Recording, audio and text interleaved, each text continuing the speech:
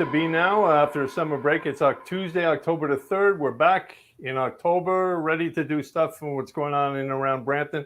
I'm Don McLeod. This is, as usual, Faisal Khan made it through the summer vacation in one piece.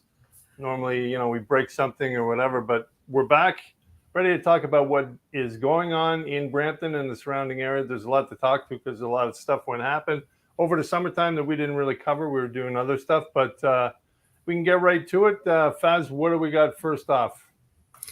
Well, the promo today was the hospital situation. It's our first show back, so we're going to take it easy. And the Jays are playing. I was going to check the score. 3-1. 3-1. Oh, okay. It was 3-0 when I checked earlier. I thought the game was going to be after our show. I didn't realize, I guess. Yeah, I don't know why they started at a weird time. No, anyway. Because they got the American teams probably after our game for primetime viewers. So, anyways, if you're not a Blue Jay fan, well, I'm a Blue Jay fan, but if you're not a Blue Jay fan, you're probably watching us. If you are, well, I am too. But it's like they just squeak through on the skin of their teeth, and I'd be very surprised if they head all the way, but no problem. Yeah, I haven't been following the team too much this year. They've been up and down like a roller coaster. They can't put together a winning streak. They've had a weird season. It's like I would be very surprised if they get by Minnesota, and if they do, I don't think they're going to buy the next round. But anyway, they certainly underperformed, right? I think there was higher expectations for this team. Yeah, I'm not even sure they got 90 wins, right? I think it was 89, right? Yeah, they had a lot of pitching problems and this and that, and then nobody was hitting. And anyway, we got our own problems in Brampton, other than the Blue Jays. Well, while we were gone, we're going to talk about the hospital situation, but a lot happened, Don. The last show we did was while the cricket tournament was going on in July. So that was over 2 months ago. And we now got the Greenbelt back. We've got a high-speed train from Toronto to Montreal. We got bike lanes everywhere. What else do we got? We're out of this inflationary environment. Mortgages are coming down, or house prices are affordable. If you're a 20-year-old, you can afford a house now, according to Pierre Polyev. Or soon, apparently. You can afford a house where, though? Where? Hey? You can afford a house where? Yeah, you'd have to be quite far above the frost line in Canada, and you can build your own log cabin. That's probably the only way you're going to afford a house in your 20s. I don't know what he's talking about. Well, maybe only when the ice is frozen you can build the cabin. Well, you can get an igloo for less than $20,000 for sure. Yeah. But I don't know what he's talking about. But I'm older than him, and it's like when you're in their 20s to afford a house. I was in my 20s. I wasn't even thinking about a house. I was still in university. Yeah. I've got 3 kids who are like 2 of them are in 20s now. One is 18. And they are worried about housing just because they hear all the news about, it's and they see the price and they see what the kind of salaries are. And you cannot extrapolate your salary to owning a $1 or $2 million house, right? It's just, they don't see it. So I'm not sure they're actually, and I could be wrong, but owning a house is not something they want to commit to. They want to travel. They want to see the world. They want to do stuff. They don't want to sit down and pay a bank mortgage. Well, the other thing too is it's what type of houses are being built, right? I mean, you can build a 7-room, 5,000 square foot house that costs you over. Why would you do that if you're a 20-year-old looking to buy a house?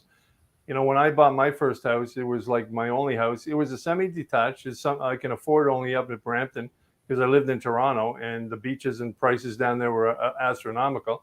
And I got a house in Brampton at a semi-detached. People said, I don't know how many times, people say, move up to Caledon, you can get a bigger house. Why do I need a bigger house? And that's the mindset for people nowadays. I need a bedroom for every kid. I grew up with, basically, we had, 3 brothers. I had 2 brothers and 3 sisters. It was 6 kids and 2 adults. And it was like, all the boys were in one room and all the girls were in the other. It was like nobody had their separate bedroom. We're living in modern times now, Don. Okay, this is not the 1930s. Well, modern times, if you can't afford a house, then you go a little bit lower than your expectations. And, maybe you need to lower them a bit. But anyway, let's get into the hospital situation. That was something that came up over the weekend. So Karen, I guess, had some pent-up thoughts here because this is a little bit of an essay she has to write. I'm not sure I can read all that, Don. What is she trying to say? Yeah, okay. So she went to the hospital, and this is a thing that I've heard from before. So obviously, this is Brampton Civic, right? Um, so I guess I don't know. Mike had something wrong, and he needed a wheelchair because they're supposed to take you out to a certain area of the wheelchair, with a wheelchair out of the hospital, so you don't trip and fall on the way out, right? Um, Normally, they come with a wheelchair to take the patient out. So I don't know the full story, but yes, I don't know why you're finding a wheelchair, Karen. It should be the staff's part to make sure that wherever Mike was going to the downstairs where he could get into your car, it should have been them to do the wheelchair. But I don't speak for William Suppose Karen Osler. wasn't around. What would they do for Mike? Just leave him? Well, I would leave him at the curve if I was them, but that's me, right? And then yes, I you have, think because my daughter had surgery a few months ago too, and they brought. No, I actually had to go find the wheelchair, but it was a day surgery thing, so there was a bunch of them right there. They got her on there properly, made sure she was secured, and then I wheeled her out to the car. So I think they look at the situation. If you can do it, they make you do it. If you can't, I'm sure they'll figure out a way, right? I could be wrong. I don't know. When I did my knee surgery, they put me in a wheelchair and then they took me to the front door. At the front door, Shirley was there with the car, and then they basically, helped me get into the car, right? So it's like, Yeah. you know. Anyway, we're talking about our urgent care and Yeah, William Karen, Osler. we're not talking about your specific problem. This is just FYI. Your dad. Your dad, okay. So over the weekend, what was it, on Friday, William Osler sent out a press release saying that their urgent care division was closed and people should go to emergency or, other venues. So urgent care basically for William Osler, I think that covers bruises, open wounds that need stitches, burns, that kind of thing, right? So that's the urgent care. You get a cut on your arm, it needs stitches, you go to urgent care. They were telling you to basically go to emergency instead. But it was a bad PR move. This is right after, the citizens raised $1 million for the William Osler through Hockey Night in Brampton. There were some other events raising funds for William Osler. And this would have been a perfect opportunity for the CEO of William Osler to get in front of a camera and say, this is what we're doing because of this. And this is not the first time this has happened. In July, they closed the urgent care for several weeks because they had to reallocate doctors and nurses to other areas and, within the William Osler system. But I haven't heard anything. I know the mayor came out saying, this is why we need a second and third hospital, which is good. But I haven't heard anything from our MPPs at all. Nothing. Well, what is there to say, right? Even if they had shovels in the ground right now, we're not going to have a second hospital for years from now. We should actually, from my perspective, be talking about the third hospital.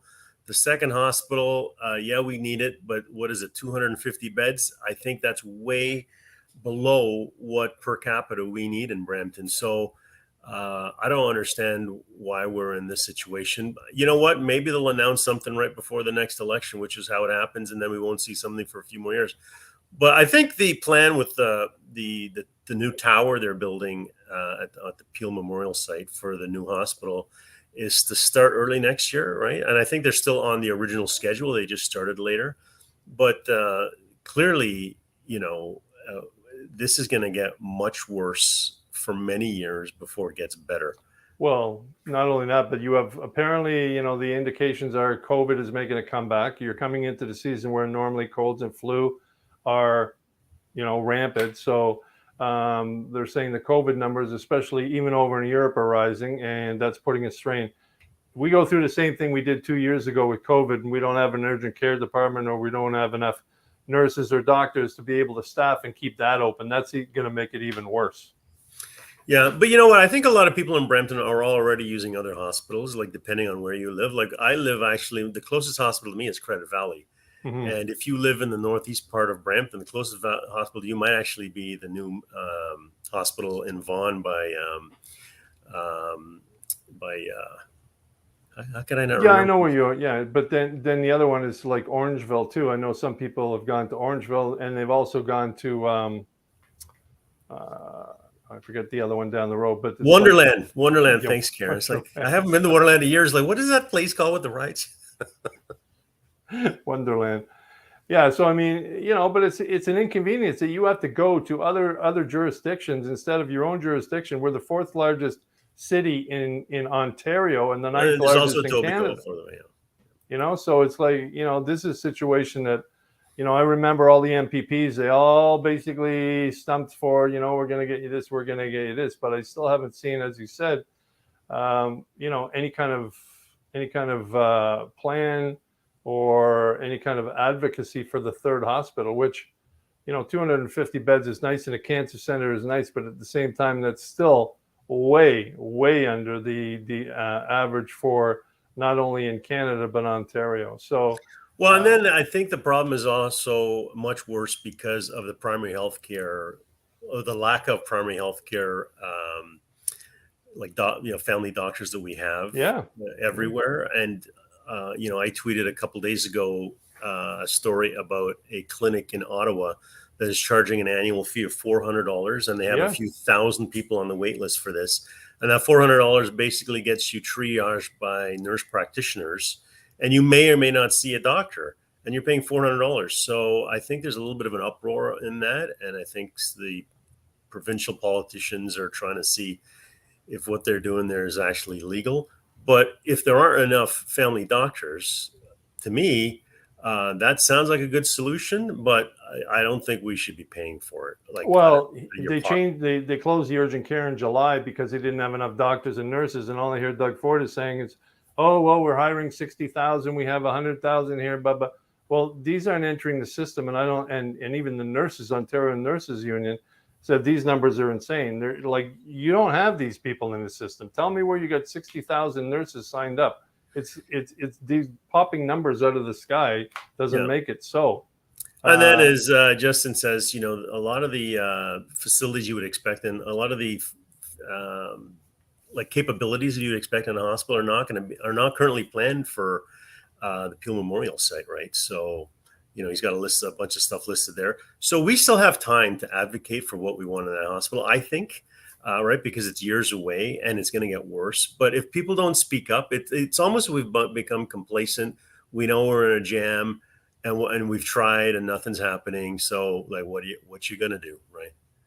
Yeah, well, that only goes to show you at some point in time, it only affects when it affects you, then you're serious. But, Yeah, and what Vera's saying here, it's like, at a certain point, does anybody care?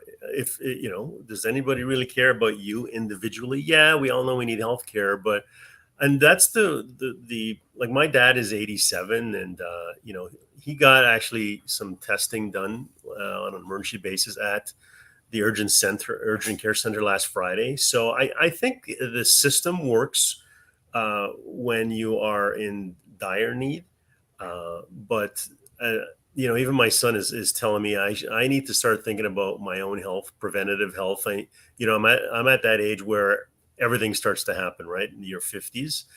And well, this I've is the time been to saying stem that those things. well, I've been saying that to you for a long time. You need to take care of your mental health more than anything else. My mental health is fantastic. But it's you take vitamins for that? Yeah. Yeah, I think it's intersemen, or what was that one that they were using for COVID? Whatever the hell it is. That's why you and I are not pharmacists, Don. And I don't know, you were complaining to me earlier today about what if pharmacists give you the wrong dose for whatever they're prescribing to you now? Who are you going to sue? Well, that was the other question that I had, because Sylvia Jones seemed to be saying, okay, Shoppers Drug Mart, which, we know is connected to Gale and Weston and, PC brand and everything else. They're giving them more advocacy to basically give prescriptions for certain things, right? I think one was acne and this and that and everything else. But they're claiming it's going to take the burden off doctors in the emergency. Well, nobody goes to the emergency ward for acne. Nobody goes. I think it takes the burden off of doctors so they can see more patients for. Well, one of the doctors responded saying that's bull. He says, I don't have a backlog for people about acne and canker sores and stuff like that. But at the same time, those things add up, so that if you're in there talking about acne, you're not seeing the senior citizen who's got. Let's say that does ease a little bit, but at the same time, it's like, what happens if someone prescribes something, and they're not sure that of say someone doesn't tell them what they were taking or whatever, and it contradicts with what they're taking, and they go into a coma or they die or whatever. Well, I think the pharmacists are trained to prescribe these things, Don. They have the training. Well, doctors are trained to do a lot of things, and there's a lot of malpractice suits as well. So don't tell me that pharmacists are infallible, right? I'm not Yeah, saying that. exactly, right? We're talking pharmacists. Except We're I not think the talking risk is doctors. just as high as if your doctor Well, if your didn't do a doctor test. has, if you know, malpractice, they have malpractice insurance. Do Yeah, but that's pharmacists? hard. That is hard. I had a family member, actually a very close family member, who had some kind of knee scoping surgery Mhm. and ended up with brain damage done because of a pulmonary embolism. And you go to lawyers and it's like, what you gonna do? What you gonna? It's so hard to prove negligence. It's and they did both knees at the same time, which to me is like we're just trying to rush it through, Mm. right? It's like so I have firsthand experience of how hard that is. So like, yeah, it's easy to say you can sue, but at the end of the day, I think you have to look after your own health. But I know with my parents now, they've got all sorts of medication. Luckily, my sister's a nurse and she handles all that kind of stuff. But I wouldn't have the first clue on how to help them with the medication, let alone them looking through, right? Yeah, All the different things and when and how much. And so yeah. I Well, think those things are like, people are dealing with those things. It's getting access to those I think it's primary a tricky care. situation because I mean, people rely on drugs for a lot of things, but it's like, to me, I mean, a lot of people take drugs, too much pills and prescriptions. They're just like overloaded. I know my doctor. When I had my knee surgery and stuff like that, there was a list of pills that they gave me, and one of them, like there was Oxycontin, this, and I said, I'm not taking those because like basically it's heroin. So I Yeah, didn't. my daughter who's 18 got prescribed the same stuff, and this like we both know, kind of reviewed and said, unless you are seriously in need Yeah, of painkillers, do not take that. yeah. Me personally, I like to feel the pain because that way you know So how much. let me ask you a question. Yeah, Actually, I agree with you. If you're feeling pain, it means you won't use that muscle, and it should get better. That's my thought yeah. process, anyways. But what did you do with your extra OxyContin, Don? Well, there's a few politicians I could, like I mentioned that, offered me money for this because, Because I have a few extras myself. yeah, I know I still have them actually, to tell you the truth, but it's like, I don't know, I should get rid of them. But the thing is, somebody actually told me the other day you could probably sell them on the black market, and I'm like, no, dude, right? It's like, but I should get rid of them. They were so easily prescribed. I was Yeah, I shocked. know, and that's the problem. It's like they were so easy prescribed, and it's like my doctor said, no, if you can handle the pain without it, just And I said, yeah, no problem, right? So it's like, but anyway, that situation in regards to what's happening in the medical system in Ontario. It's not even in Ontario; it's across Canada in certain jurisdictions that they're, Danielle Smith, came out, the premier of Alberta, talking about COVID and how she has a good immune system. She's not going to get a COVID shot. And I'm thinking, uh, what kind of idiot are you? Because you have older people that are susceptible for that. You're not the only one your immune system is great. Oh, great, fine, thank you. But what about all the rest of Yeah, the the people? premier and the health minister not saying they're going to get the shots. Yeah, how It's ridiculous kind of is that? American style politics we're dealing Yeah. with sometimes here, right? It's like It's crazy to me, and it's like that type of rhetoric and that type of thinking is beyond me. It's incredulous. It's unbelievable. But anyway, the other thing I wanted to talk about was I went to the bank yesterday, and the bank was closed, and it was like national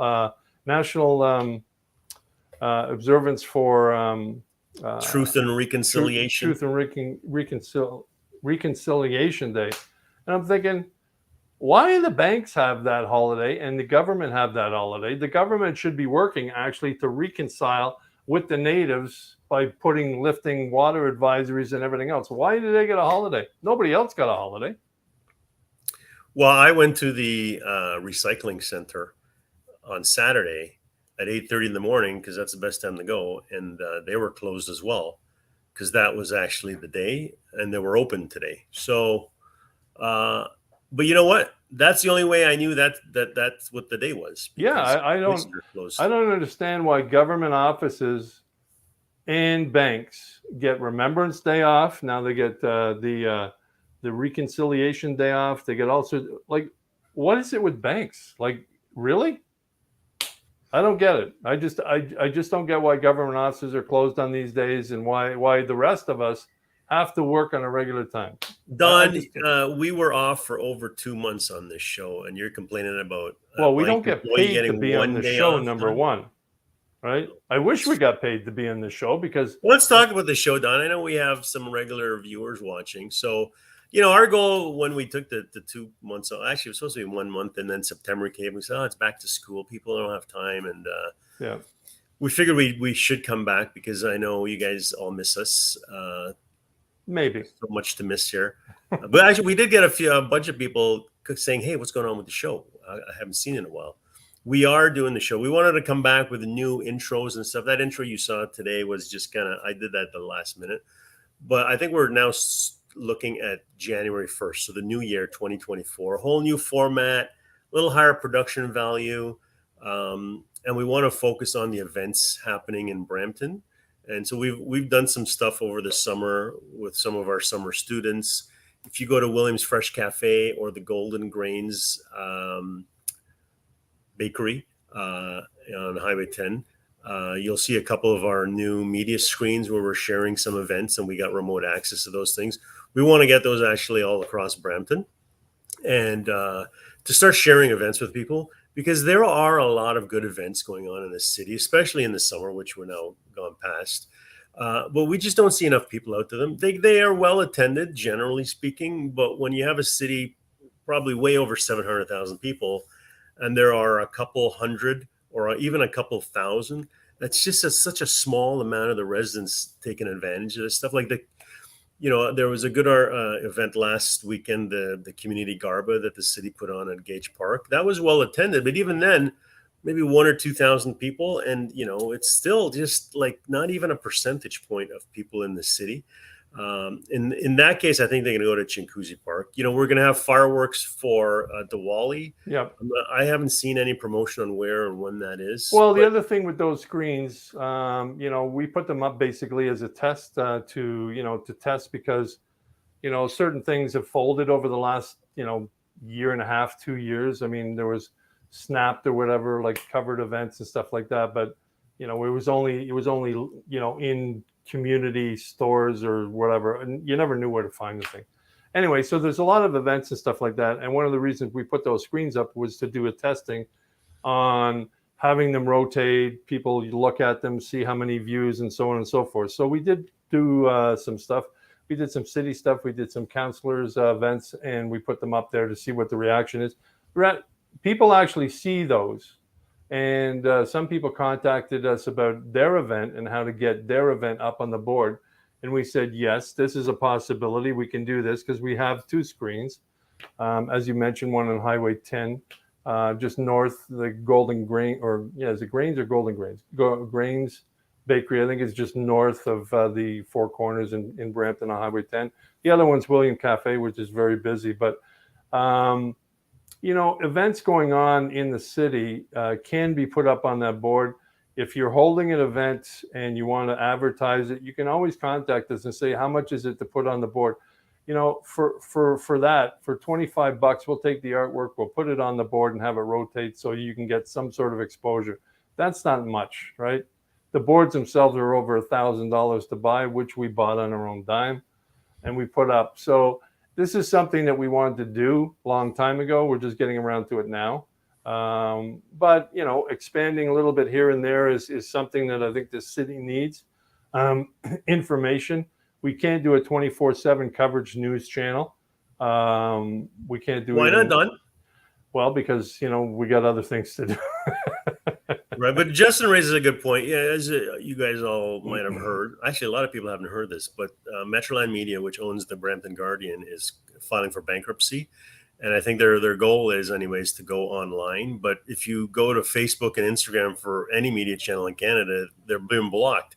So good luck to them trying to survive online when they can't post anything on the two biggest social media platforms. But that is a big problem in Brampton. And, Justin says we fill an even more important role. Well, our role is not news, right?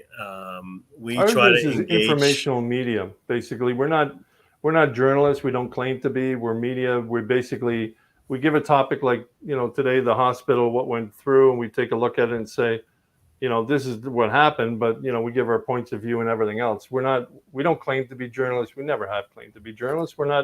I never went to journalism school, but media is something that we do know, and getting our points across and talking about it and having people give their points of view is something that we think is important, because I don't think that's we don't have that big an outlet here, right? We're not looking for If just our something opinion. percolates to the top, like Yeah. last term of council, there was a couple issues that percolated up to the top that we will, if we find some gross inequity or somebody's done something and they're not stepping down or whatever, we're gonna keep the heat on. Yeah, and we did that. With a lot of people, especially when it came to situations that the last council member, I won't mention his name, and there was a problem there for re-election. But there's hot burning issues. Yeah, absolutely. The hospital is still a hot burning issue. That's a big one. I mean, we could have covered something like India, expelling 40 of our diplomats, and I don't hear not a peep out of our MPs, not one. When the Indian farmers are striking, it's like they were up in Parliament talking about, support the farmers in India. Here, the situation in regards to India expelling diplomats and then having, being involved in killing a Canadian citizen, not a peep. I don't know if that's something that the Liberal Party has put a lid on, but to me, it's like, if you're going to stand up in Parliament and support the farmers and blah, blah, blah, blah, blah, I don't hear a peep from these guys. I don't hear a peep from MPPs on the hospital situation. I don't hear MPPs on this situation. It's like you're elected as elected representative to give your opinion and your voice to your constituents on these issues, and all I hear is silence. And with the media situation in Brampton, there's less of an incentive for them to talk about anything that is going to bring, the negativity towards them. So all you're going to hear is the rosy stuff out of them, right? Yeah, I mean, all I hear is when the unemployment numbers drop or the employment numbers go up, it's like, hey, look what we did. You didn't do anything. Governments don't actually create jobs. They just create scenarios for other companies to be able to, bring jobs or make jobs. Governments don't do that. Anyways, Don, we were supposed to have a short show today, and we're almost hitting our 30 minutes. That's okay. That's fine. We just wanted to inform people that we are back. We're back on a regular schedule Tuesday, every 6:30 every Tuesday. If you got a topic that you want covered or something like that, or you want for us to delve into, hey, you've got our emails. If you want to be a guest, or if you want to be a host, even, we're more than happy to get other people involved. Come January, I like the behind the scenes stuff, Don. I would like to do the behind the scenes stuff. So maybe we'll get some guest hosts more. I mean, if everybody knows, you always see my eyes kind of roaming around because I'm pushing all the buttons. I know there's some AI that will make my eyes go that way, but no, but I mean, we've offered it before. If somebody has an event or something like that wants to promo it, hey, all you got to do is send us an email. That's all it takes. It's a simple scenario. We're not going to grill you. We're going to ask you what the event is about and so on and so forth. And as I told you before, we're not journalists. We're just media. We're basically an arm in a situation to be able to help facilitate, and that's what we're looking to do. Okay, Don, we got a few seconds to hit our 30-minute mark. So on that, we will see everybody again next week. Absolutely, 100%. And thank you for joining us, those who did. Thanks for the comments. We are back. And if, like I said, if you got something you want us to cover, all you got to do is email. But thank you for joining us in, and we'll see you next Tuesday. Thanks, Faz. Thanks, Don.